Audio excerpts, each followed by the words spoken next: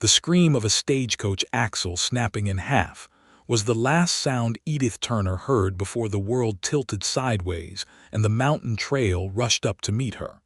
And if not for the pair of iron-hard arms that caught her a heartbeat before her skull met stone, this story would have ended before it ever began. It was the autumn of 1878, in the high country of the Colorado Territory, where the aspen trees had turned the color of old gold coins, and the air carried the bite of the snow that would soon come down from the peaks. Edith had been traveling for 11 days straight, first by train from St. Louis to Denver, then by stagecoach up through the winding canyon roads toward the mining settlement of Silver Creek, where a telegram had begged for any nurse willing to come and tend to a camp ravaged by fever. She was 26 years old, trained at a proper nursing school back east, and she had told herself 100 times over those 11 days that she was made of sterner stuff than fainting spells and weak knees. But the stagecoach had struck a rut hard enough to crack its rear axle, and the sudden lurch, combined with 3 days of eating almost nothing but hardtack and drinking water that tasted of tin, had sent her vision swimming to white just as she stepped down from the coach to see what had happened. Her legs simply stopped holding her up. She remembered the driver shouting something about the wheel, and she remembered the strange sensation of the whole mountain slope swinging like a pendulum. And then there was nothing but a wall of a man's chest and the smell of pine sap and leather. Wesley Lockhart had been leading his 2-pack mules down from a hunting trip in the high timber when he heard the crack of the axle breaking and the cry of the frightened stagecoach horses. He had come around the bend of the trail just in time to see a woman in a gray traveling dress crumple like a paper doll, and without a single thought in his head beyond the simple animal urgency to not let her hit the rocks, he had crossed the distance between them in 3 long strides and gathered her up before she had fallen more than a foot. He was 32 years old, and he stood well over 6 feet tall, with shoulders built broad from years of splitting wood and hauling traps and wrestling elk carcasses onto pack frames alone in the wilderness. His hair had grown long and dark, brushing past his collar, because there was no barber for 40 miles in any direction, and he had long since stopped caring about such things. His forearms, bared where he had rolled his sleeves against the day's work, corded with muscle as he adjusted his hold on her, and his beard, trimmed short but present, gave him the look of a man who belonged to these mountains more than to any town. "Easy now," he said, though she could not hear him, her head lolling against his shoulder. "I have got you. You are not going anywhere but into my arms, and that is the safest place on this whole mountain right now." The stagecoach driver, a wiry old man named Silas Buell, came hurrying around from the front of the coach, his hat nearly falling off in his haste. "Lord Almighty, is she breathing?" "She is breathing fine," Wesley said, kneeling down carefully with her still cradled against him, laying her out gently on a flat patch of ground beside the trail. "Fainted dead away is all. Get me that canteen off my mule there, the gray one, and be quick about it." Silas scrambled to obey, and within moments Wesley had a damp cloth pressed to Edith's forehead and was tilting a small trickle of water past her lips. She stirred, her eyelashes fluttering, and the first thing she saw when her eyes opened was a face that seemed carved from the mountains themselves, weathered and strong, with eyes the color of a winter sky, pale blue and clear. "You fainted," Wesley told her, his voice low and steady, the kind of voice a man used when he was trying not to spook a wild animal. "Do not try to sit up too fast." "I never faint," Edith said, though her voice came out thin and unconvincing even to her own ears. "I am a nurse. Nurses do not faint." A corner of his mouth twitched, not quite a smile but close to one. "Well, ma'am, I reckon even nurses are human beings first. You want to try sitting up slow, or you want to lie there a spell longer while I hold that cloth on your head?" She tried to sit up, and the world spun again, gently this time, and she found herself gripping the front of his shirt with both hands, her knuckles white against the rough fabric. He did not pull away.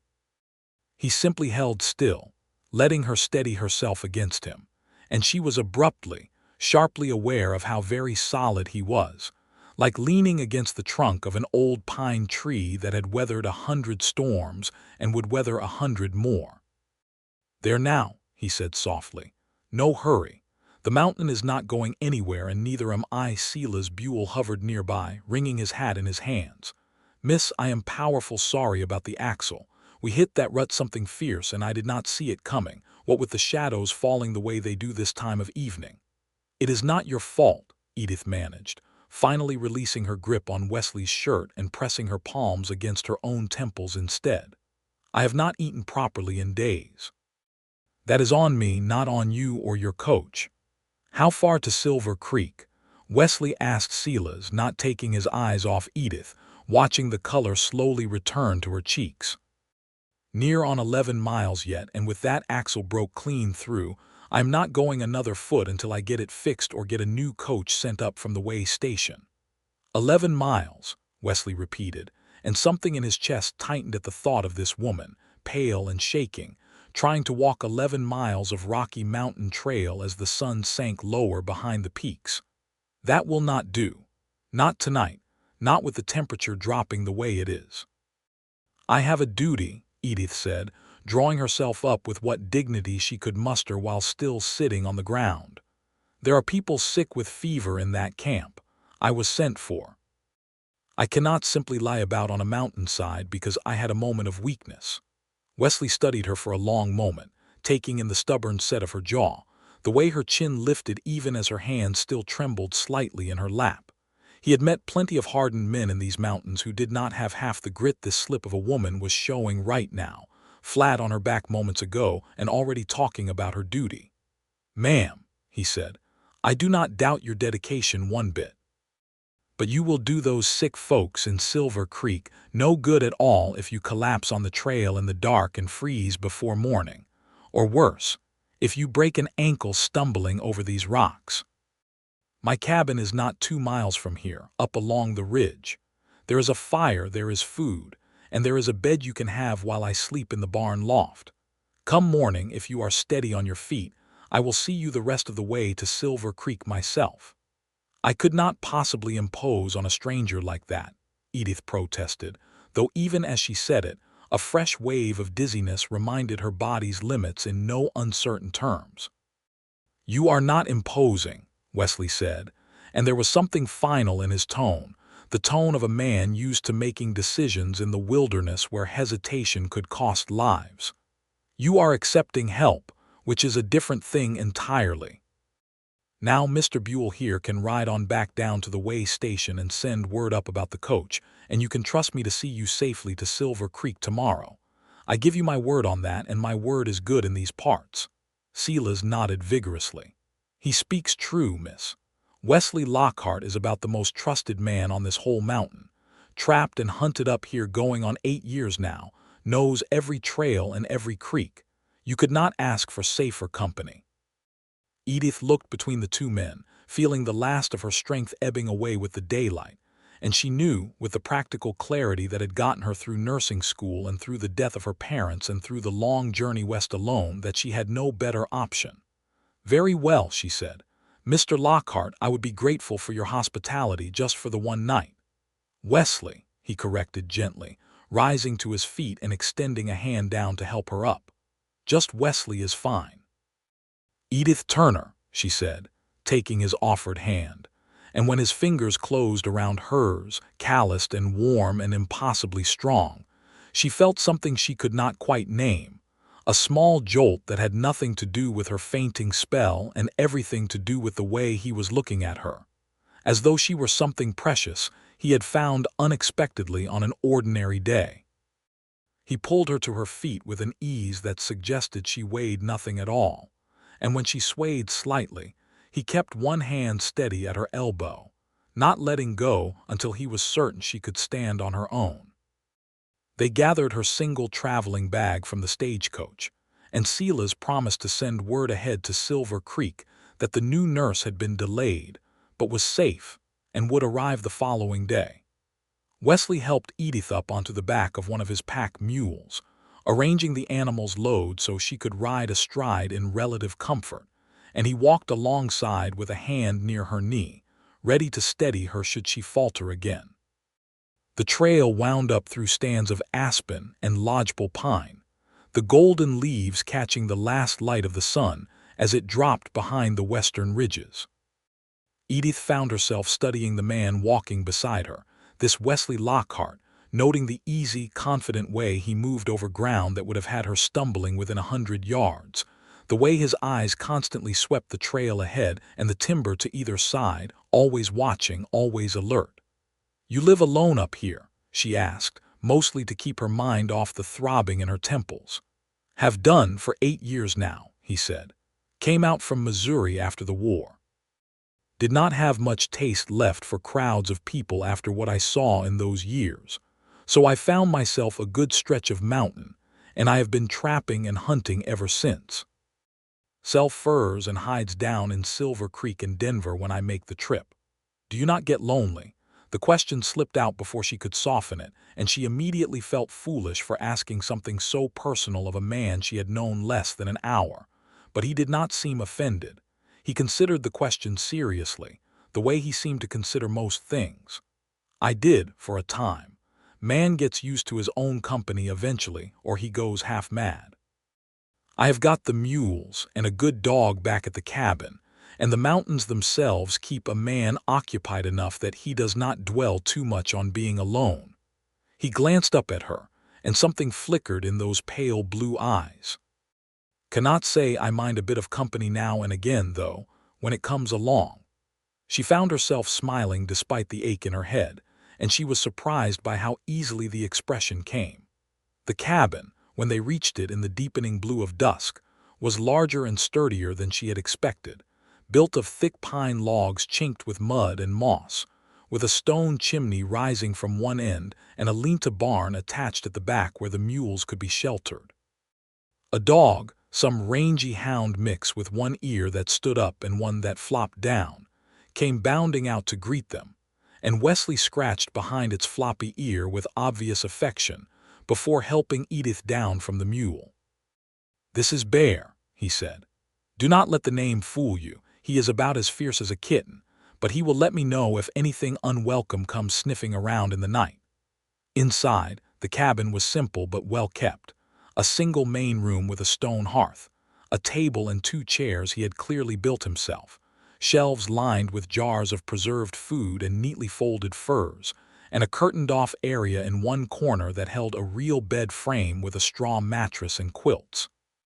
Wesley set about building up the fire while Edith sank gratefully into one of the chairs, and within a short while the cabin was warm and glowing with firelight, and the smell of venison stew heating in a pot over the flames filled the small space.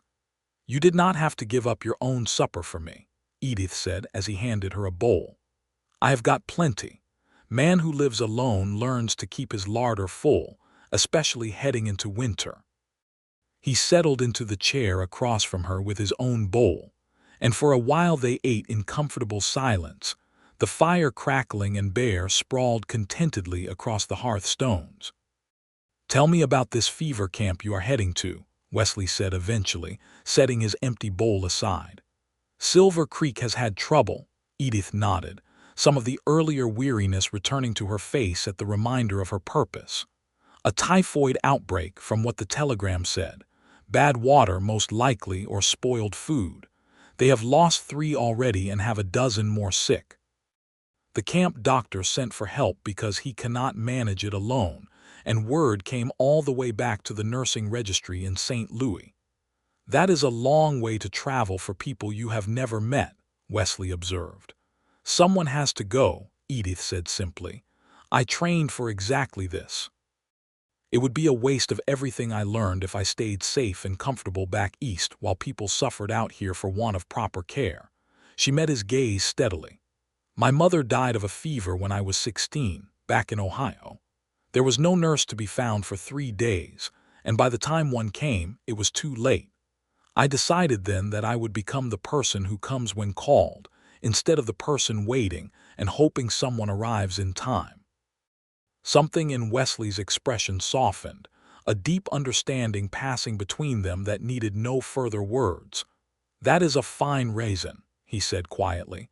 "A fine reason indeed." They talked for a while longer about her journey west, about the family she had lost, her father to consumption 2 years after her mother, leaving her truly alone in the world at 19, about his own life before the mountains, a childhood on a Missouri farm, 3 years fighting in a war that had taken something out of him he had never quite gotten back, at least not until this evening. Edith found herself telling him things she rarely shared with strangers, and she wondered at how easy it was to speak honestly with this quiet, powerful man who listened as though every word she said mattered. When the fire had burned low and her eyelids had grown heavy, Wesley rose and gestured toward the curtained bed. "That is yours for the night. I will bed down in the barn loft with the mules, plenty warm enough with the hay and a good blanket." "I truly cannot take your bed," Edith protested, though weakly.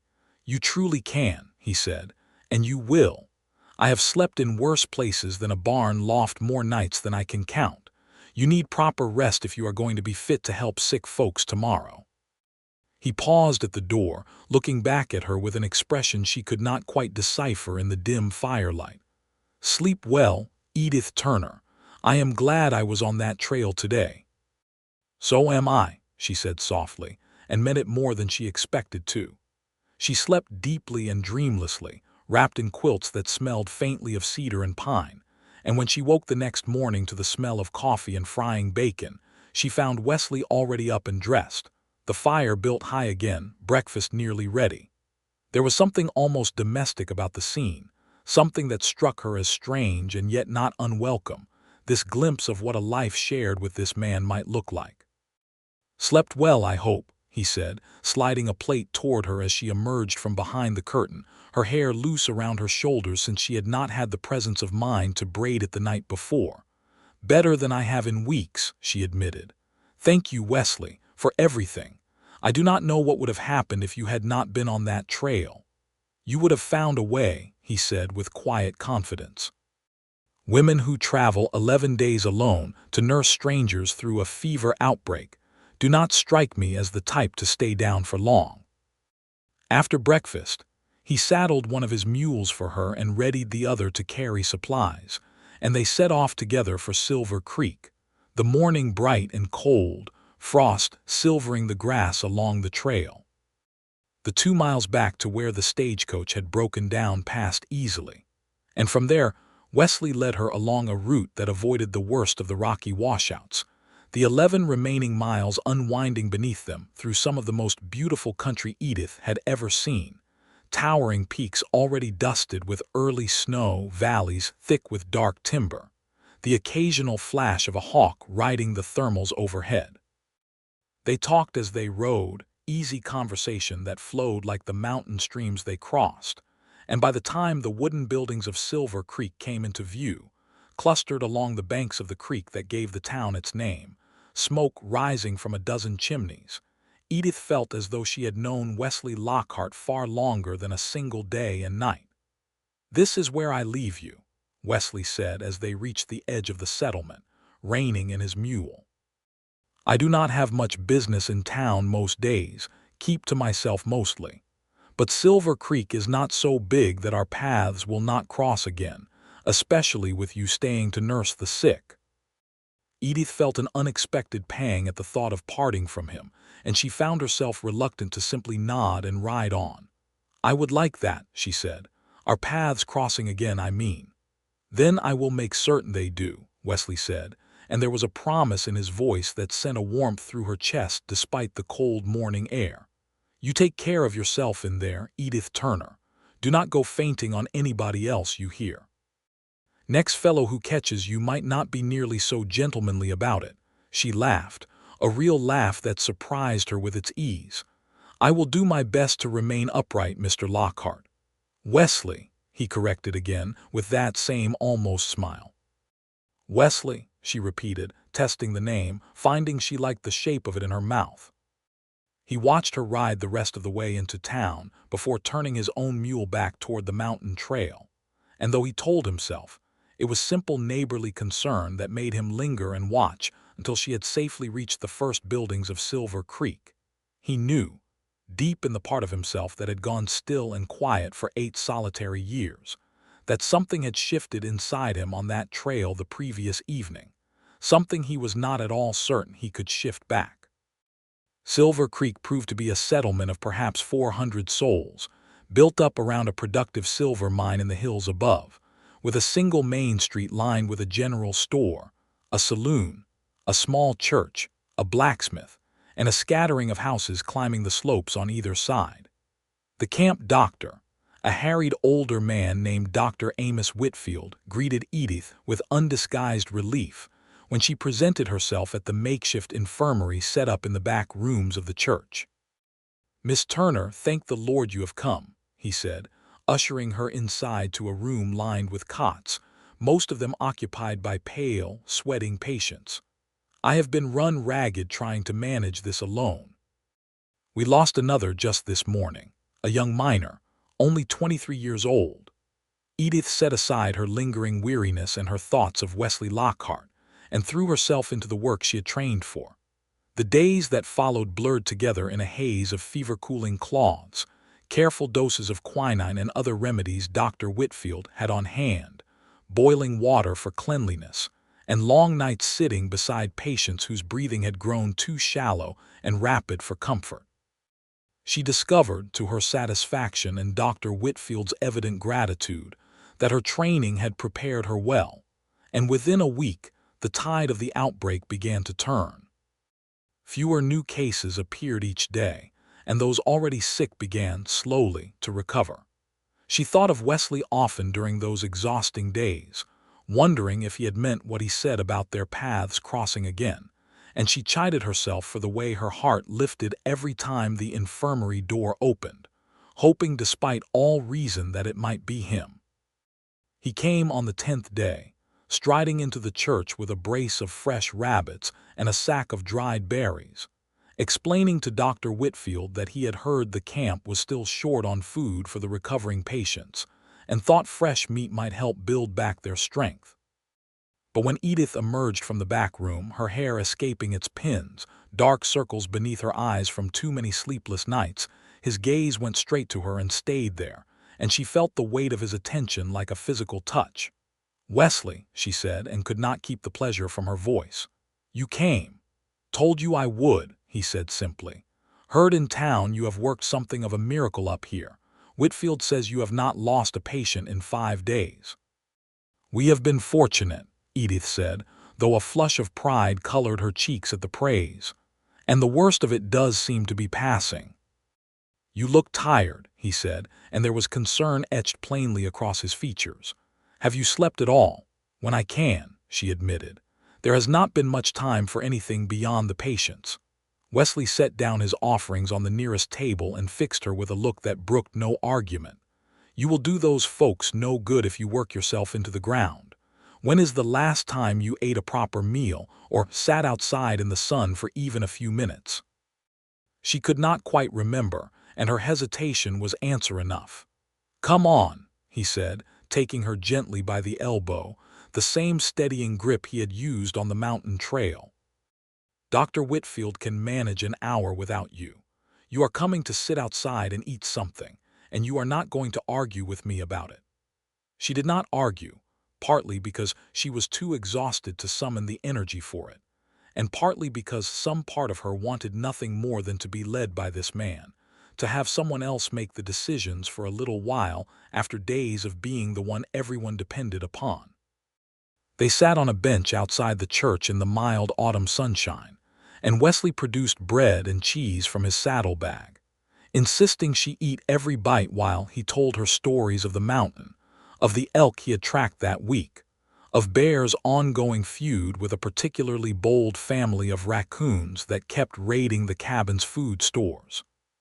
She found herself laughing more in that hour than she had in the entire preceding week, and when he finally rose to leave, promising to return in a few days with more supplies, she felt the same reluctance to part from him that she had felt on the mountain trail. "Will you truly come back?" she asked, hating how uncertain her own voice sounded. "Edith Turner," he said, and the way he said her full name sent a shiver down her spine that had nothing to do with the cooling autumn air. "I do not make promises I do not intend to keep.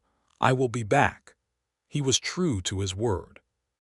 Over the following weeks, as the fever outbreak finally burned itself out and the last patients recovered enough to return to their normal lives, Wesley made the 2-hour ride from his mountain cabin to Silver Creek every few days, always with some excuse: fresh meat for the recovering patients, furs to trade at the general store, a need to restock supplies he could easily have gone without for another month.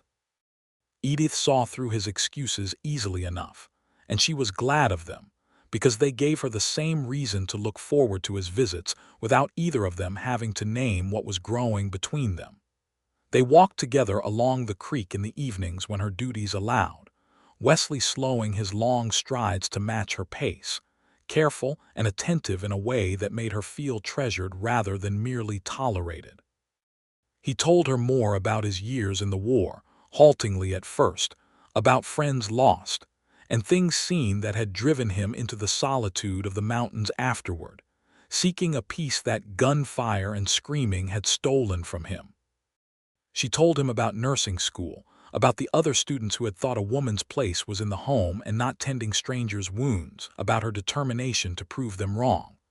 "You did prove them wrong," Wesley said one evening as they sat on a fallen log beside the creek, the water running clear and cold over smooth stones, the last light of day painting the peaks in shades of rose and violet. "You saved lives up in that church. That is not nothing, Edith. That is everything. I could not have kept going some days without you showing up with your rabbits and your bread and cheese," she said, only half joking.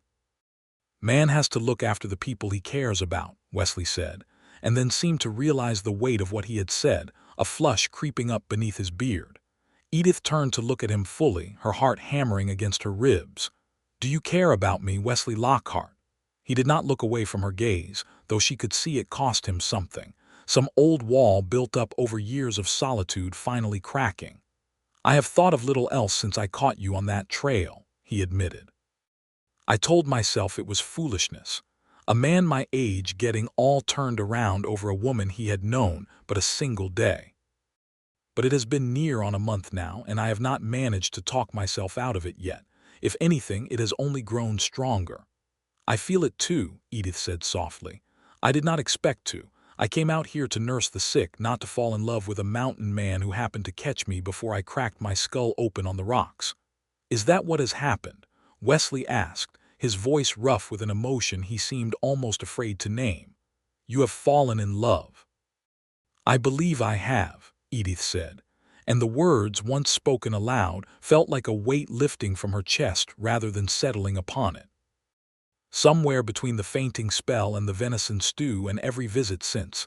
Yes, Wesley, I have fallen in love with you." He reached out then and took her hand, his large calloused fingers wrapping gently around hers, and the touch felt like coming home to a place she had not known she was searching for. "I love you, Edith Turner," he said, the words simple and unadorned but carrying more weight than any poetry could have managed. "I have not said those words to another living soul since, before the war took the boy I used to be. I did not think I had it left in me to feel this way about anyone. But you walked into my life, or rather fell into my arms, and everything in me that had gone quiet and cold these 8 years woke back up." She leaned into him, and he wrapped his arm around her shoulders, and they sat together beside the creek as the last light faded from the sky, saying nothing more because nothing more needed saying. The truth of their feelings settled between them like a promise already made. But love in the Wild West rarely came without its trials, and theirs was no exception. Word had spread through Silver Creek, as word always did in a town small enough that everyone knew everyone's business, that the traveling nurse and the mountain man had taken to each other. And while most of the townsfolk thought it a fine thing, a romantic story worth repeating over supper tables, there was one man in Silver Creek who did not share in the general goodwill. His name was Harlan Voss, the mine foreman, a broad-shouldered man with slick-back hair and an oiled mustache, who had taken an interest in Edith from her first days in town, and had made his interest known through small gifts left at the infirmary door and lingering conversations. She had done her best to keep brief and professional. Harlan was a man used to getting what he wanted, having clawed his way up from a common miner to foreman through a combination of ruthlessness and cunning, and he did not take kindly to being passed over in favor of what he considered a backwoods trapper with nothing to his name but a cabin and some mule skins. He cornered Edith one afternoon outside the general store, his tone pleasant enough but his eyes hard as flint. "Miss Turner, I hear tell you have been spending considerable time with that Lockhart fellow." "I do not believe that is any business of yours, Mr. Voss," Edith replied, keeping her voice civil but firm. Now, no need for that tone," Harlan said, his smile not quite reaching his eyes. "I only mean to look out for your interests. A woman of your education and refinement, wasting herself on a man who lives like an animal in the mountains, trapping and hunting for his living, no proper house, no proper income to speak of. You could do considerably better for yourself, Miss Turner. I could offer you a fine house right here in town, servants to see to your needs, a life of comfort such as you deserve." "I do not want a life of comfort purchased at the cost of my own happiness," Edith said, her chin lifting in the same stubborn set Wesley had noticed on the trail that first evening. "Wesley Lockhart is worth 10 of you, Mr. Voss, and I will thank you to keep your unwanted attentions to yourself from this point forward." Harlan's pleasant mask slipped for just a moment, revealing the anger beneath, before he composed himself again. "You may come to regret that decision, Miss Turner. Silver Creek is a small town, and mine foremen have considerable influence over what supplies come and go, what prices are charged, who finds welcome and who does not. I would think carefully before making enemies you do not need." The threat, though veiled, was clear enough, and Edith felt a chill despite the warm afternoon sun. She said nothing further, simply turned and walked away, but she found herself troubled by the encounter for days afterward, uncertain whether to mention it to Wesley for fear of what his reaction might be. She need not have worried about keeping the secret, however, for Harlan Voss was not a man content to let a slight go unanswered, and his campaign against Wesley began within the week. The general store, which had always extended credit to Wesley for his trapping supplies against the furs he would bring in come winter, suddenly refused him credit of any kind, citing new policies handed down from the mine's ownership, policies that Wesley suspected correctly had originated with Harlan Voss himself, since the mine held considerable financial interest in the store. Wesley bore the setback with the same quiet stoicism he brought to most difficulties, simply adjusting his plans and preparing to make do without the credit he had relied upon. But when Edith learned of what had happened, guessing immediately at the cause, she confronted him about it. "This is because of me," she said, finding him at the edge of town where he had come to trade furs directly rather than through the store. "Harlan Voss threatened me, weeks ago, when I refused his attentions. I should have told you sooner." Wesley's expression darkened, not with anger at her for keeping silent, but with a protective fury that made him seem, for a moment, like something wilder and more dangerous than the gentle man she had come to know. "He threatened you." "Only with words," Edith said quickly. "Nothing more. But I fear this trouble with the store is his doing, his way of punishing me for turning him away by striking at you instead." "Let him try what he likes," Wesley said, though his jaw was tight with restrained anger. "I lived 8 years in these mountains without the general store's credit before, and I can do so again if I must. He will not run me off, and he will not frighten you into his arms either, not while I am breathing." "I am not frightened," Edith said, "only angry that a man like that would use his position to hurt others simply because he cannot have what he wants." "That is the way of men like Harlan Voss," Wesley said grimly. "They mistake power for love, and when love will not be bought or coerced, they turn to punishment instead. But we will not let him win, Edith. I promise you that." The situation escalated further in the following weeks. Harlan used his influence to spread rumors questioning Wesley's character, suggesting he was little better than a wild man unfit for civilized company, unsuitable for a woman of Edith's education and refinement. He attempted to have the town council deny Wesley the right to sell his furs at the town's trading post, though this effort failed when several townsfolk, including old Silas Buell, the stagecoach driver, spoke up on Wesley's behalf, reminding the council of his years of honest dealing and his reputation as a trustworthy man of the mountains. Dr. Whitfield, too, proved a staunch ally, having grown fond of both Edith and Wesley during the weeks of the fever outbreak, and he made it known publicly that he considered Wesley Lockhart a man of true character, the kind of man Silver Creek should be proud to count among its neighbors rather than driving away through petty spite. But Harlan Voss was not finished, and his final gambit came on a cold evening in early November, when Wesley had ridden into town to escort Edith home from a late shift at the infirmary. The fever outbreak now fully behind them, but Edith having decided to stay on in Silver Creek a while longer to help Dr. Whitfield establish a more permanent system of care for the growing settlement. As they walked together along the main street, Harlan stepped out from the shadows near the saloon, flanked by two rough-looking men Wesley recognized as hired hands from the mine, men known more for their fists than their honest labor.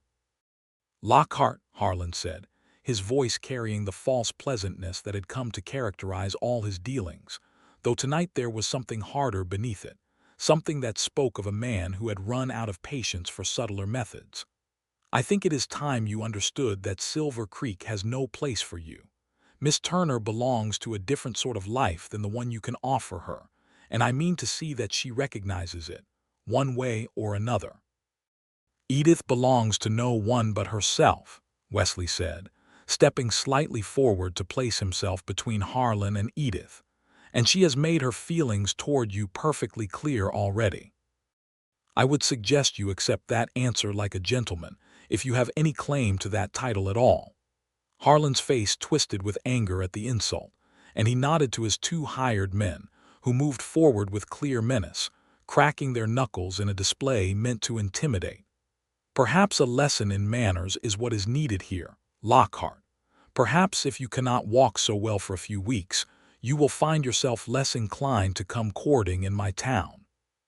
"Wesley, please," Edith said, fear rising in her throat, though she recognized even as she spoke that Wesley showed no fear himself, only a cold, controlled readiness that spoke of a man who had faced far worse than two hired thugs in his years at war. "Get behind me, Edith," Wesley said quietly, and she obeyed, though she kept a hand pressed to his back, some instinct making her want to remain connected to him even as danger loomed. The first hired man lunged forward, swinging a heavy fist toward Wesley's jaw, but Wesley moved with a speed that belied his size, ducking beneath the blow and driving his own fist into the man's midsection with enough force to double him over, the air driven from his lungs in a single explosive grunt. The second man came at him from the side, but Wesley caught his wrist mid-swing and used the man's own momentum to send him crashing into a hitching post, where he slumped, dazed and groaning. The entire exchange had taken perhaps 5 seconds, and Harlan Voss stood staring, his face pale beneath his oiled mustache, as his two hired men lay incapacitated on the ground before him. "You have made your point," Harlan said, though his voice shook slightly. "This is not over, Lockhart." "It is over," Wesley said, his voice carrying a quiet, deadly calm that was somehow more frightening than any shout could have been. "You will leave Edith Turner alone from this day forward. You will cease your interference with my trade in this town, and if I hear of you troubling either of us again in any fashion, I will not be nearly so restrained as I have been tonight. Do we understand each other, Mr. Voss?" Harlan looked between Wesley's unyielding expression and his two groaning hired men, and something in his calculating mind seemed to accept, finally, that this was a battle he could not win through intimidation. "Fine," he spat. "Have your nurse, Lockhart, and much good may she do you out in your wilderness shack. I want no further part of this." He turned and stalked away, gesturing sharply for his hired men to gather themselves and follow, and within a minute the street was empty save for Wesley and Edith standing together in the cold night air, her hand still pressed to his back, her heart pounding with a mixture of fear and fierce pride. "Are you hurt?" she asked, coming around to face him, her nurse's instincts already checking his knuckles for damage. "Not a scratch," Wesley assured her, though he let her fuss over his hands anyway, secretly enjoying the gentle way she examined each finger for injury. "I told you I would not let anyone frighten you into his arms." "You did not have to fight them," Edith said, though there was no real reproach in her voice, only lingering worry. "I did not have much choice, given what they intended," Wesley said. "But I promise you, Edith, I have faced far worse in my life than two of Harlan Voss's hired hands.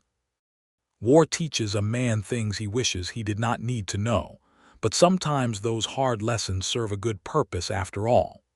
They walked the rest of the way through town in silence, Edith's hand tucked securely in the crook of Wesley's arm, and when they reached the small boarding house where she had taken a room, she turned to face him in the moonlight, her expression suddenly serious. "Wesley," she said, "I do not wish to spend my life waiting in town for you to visit, wondering when trouble like tonight might find us again because men like Harlan Voss cannot accept that love is not something to be bought or coerced. I want to be with you, properly. Not as a nurse who happens to be courted by a mountain man, but as your wife, if you will have me." Wesley went very still, and for a moment Edith feared she had spoken too boldly, too far ahead of where his own feelings stood.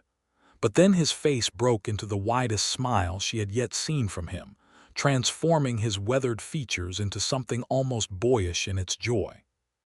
"Edith Turner," he said, his voice thick with emotion, "I have been trying to work up the courage to ask you that very question for near on 2 weeks now, turning the words over and over in my head until I nearly wore them smooth, afraid you might think it too soon, or that a life in my cabin might be too rough and lonely for a woman of your education.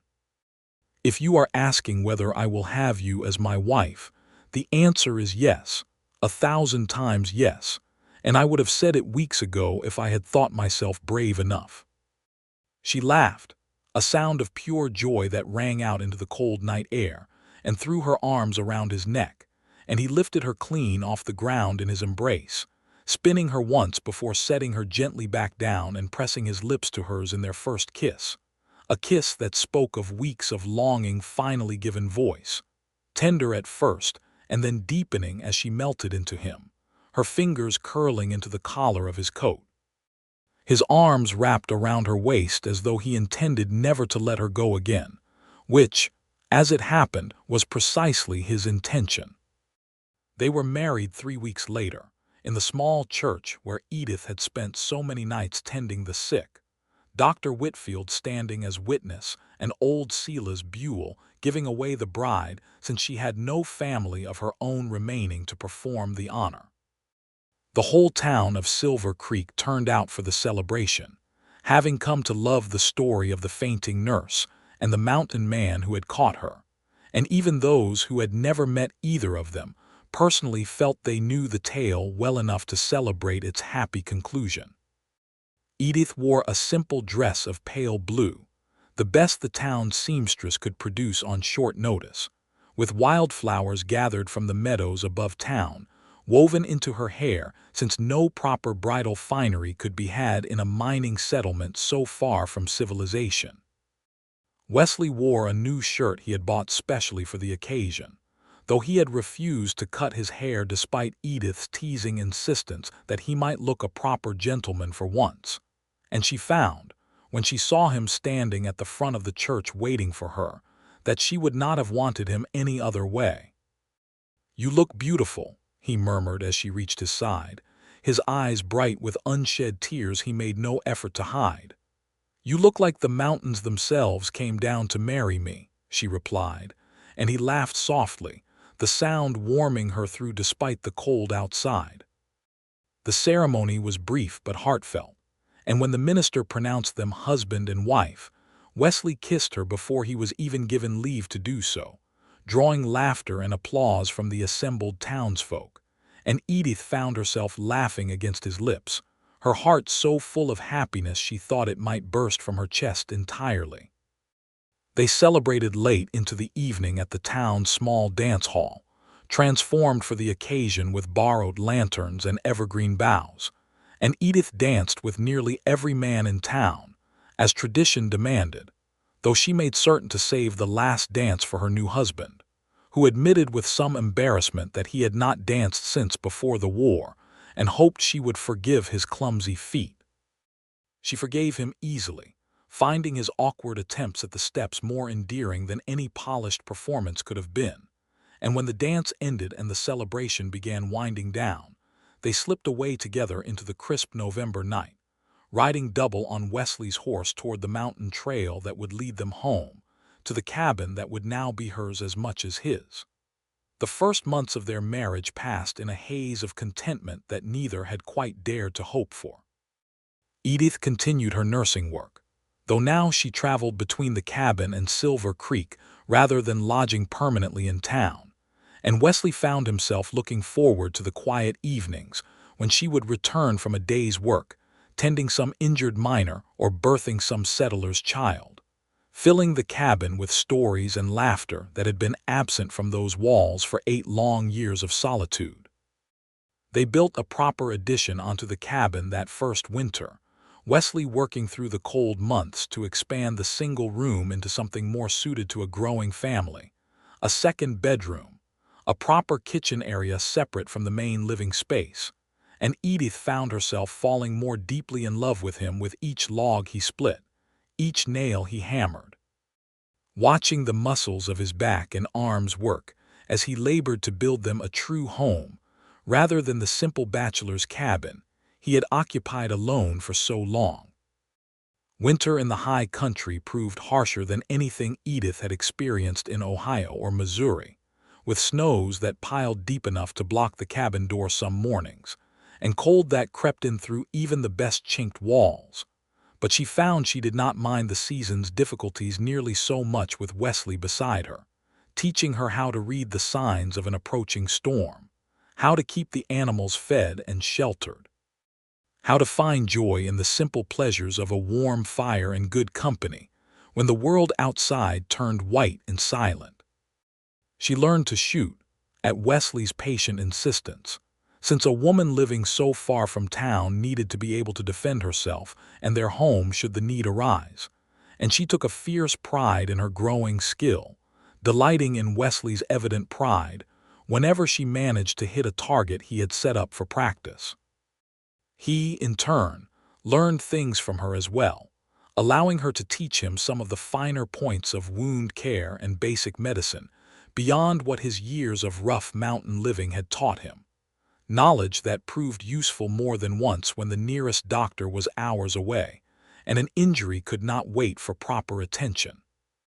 Spring came slowly to the high country, the snow retreating up the peaks even as the valleys burst into sudden, riotous bloom, and it was in the early days of that first spring that Edith realized she was carrying a child.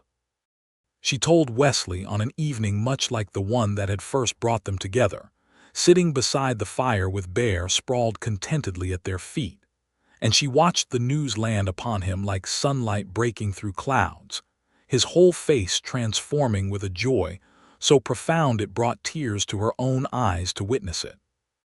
"A child," he said, his voice hushed with wonder, his large hand coming to rest gently against her still flat stomach as though he could somehow already feel the life growing there. "Edith, I never thought, after everything I saw in the war, after all those years alone up here, that I would ever have a family of my own again. You have given me back everything that terrible time took from me, and now you are giving me even more than I ever dared hope for." "We are giving each other a family," Edith corrected gently. "This child will have both of us, and a father who will love them fiercely, I have no doubt of that." Their son was born in the depths of the following winter, on a night when the snow fell thick and silent outside the cabin windows, and Dr. Whitfield had made the difficult journey up from Silver Creek at Wesley's urgent summons, arriving just in time to assist in a delivery that proved longer and more difficult than any of them had anticipated. Edith labored through the night with a strength and endurance that amazed even the experienced doctor, and Wesley remained at her side throughout, holding her hand through each contraction, murmuring words of encouragement and love, his own face pale with worry that he tried valiantly to hide from her. When their son finally arrived, healthy and squalling loudly against the indignity of his sudden entrance into the cold world, Wesley wept openly, unashamed of the tears that ran freely into his beard as he held the tiny bundle for the first time, marveling at the perfect small fingers that curled around his own much larger one. "What shall we name him?" Edith asked, exhausted but radiant, watching her husband with a heart so full of love she could scarcely contain it. "I was thinking," Wesley said slowly, still gazing down at their son with wonder, "perhaps Samuel after my father, if that would please you." "Samuel Lockhart," Edith said, testing the name. "It suits him well, I think." Samuel proved to be the first of 4 children born to Wesley and Edith over the following years, a daughter named Grace arriving 2 years after Samuel, followed by another son they named William, and finally a second daughter, born when Edith was 34 years old, whom they named Ruth after Edith's own mother, the woman whose death had first set Edith on the path toward nursing, and ultimately toward the mountain trail where Wesley had caught her before she could fall. Silver Creek grew alongside their family, the mining town gradually developing into a more permanent settlement as the silver veins proved rich and long-lasting, and Edith's role as the community's trusted nurse only grew more essential as the population increased. She trained 2 younger women from the town in basic nursing skills over the years, ensuring that Silver Creek would never again face a crisis like the typhoid outbreak without adequate care available. And Dr. Whitfield, growing older, came to rely on her judgment as much as his own, often deferring to her expertise on matters of patient care that fell within her particular skill. Harlan Voss, for his part, left Silver Creek within the year following his humiliation at Wesley's hands, having lost much of his standing in the community once word spread of his attempted intimidation, and the town council's subsequent scrutiny of his conduct as foreman. He was replaced by a more honest and even-tempered man, and Silver Creek prospered under the new arrangement, free of the petty tyranny that had marked Harlan's tenure. Edith heard, years later, that he had drifted from town to town across the territory, never quite settling, never quite finding the success and respect he had so desperately craved, and while she felt no particular satisfaction in his misfortune, she could not deny a certain sense of justice in the outcome, that a man who had tried to use power and threats to claim what love alone could rightfully grant had ultimately found himself with neither. Wesley continued his trapping and hunting through the years, though as their family grew and the mountain trails became busier with the town's expansion, he gradually shifted more of his effort toward raising horses and cattle on the land surrounding their cabin, finding a new form of the mountain solitude he had always cherished, this one enriched by the presence of his wife and children rather than diminished by loneliness.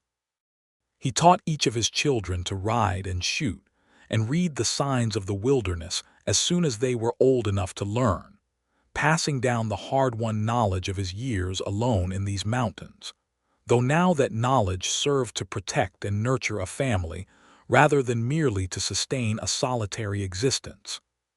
Samuel, their eldest, grew into a young man very much in his father's image, tall and broad-shouldered by the time he reached 16, with the same quiet strength and steady competence that had first drawn Edith to Wesley on that autumn trail so many years before.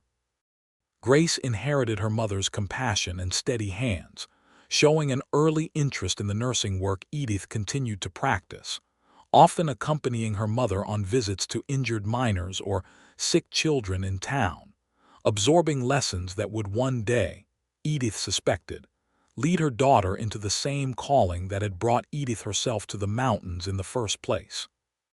William proved the most adventurous of the children, forever exploring the ridges and canyons around their home, coming back each evening with tales of hawks spotted and deer tracked and mysteries discovered in the vast wilderness that had become as much his birthright as it had been his father's chosen home.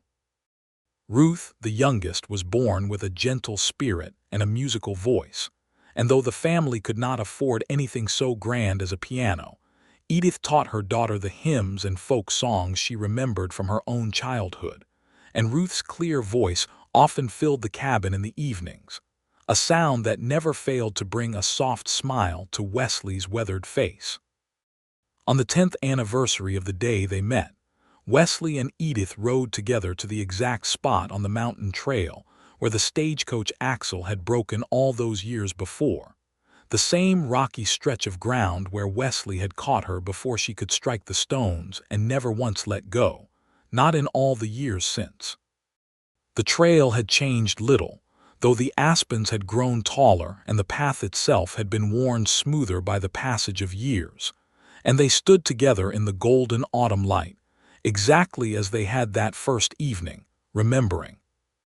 "I have thought many times," Edith said, leaning into her husband's solid warmth as he wrapped his arm around her, "about how different my life would have been if that axle had not broken exactly where and when it did, if you had not happened to be leading your mules down this exact trail at that exact moment."